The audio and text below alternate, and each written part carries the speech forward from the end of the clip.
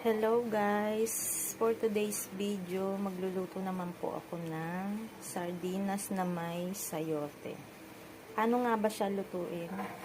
Panoorin nyo po. Ayan, gisa na po natin ang sibuyas at bawang.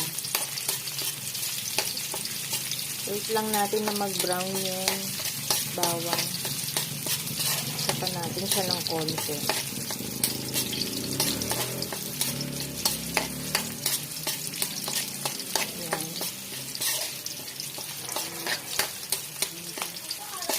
Simpleng ulam lang po ito pero masarap po siya i-try nyo.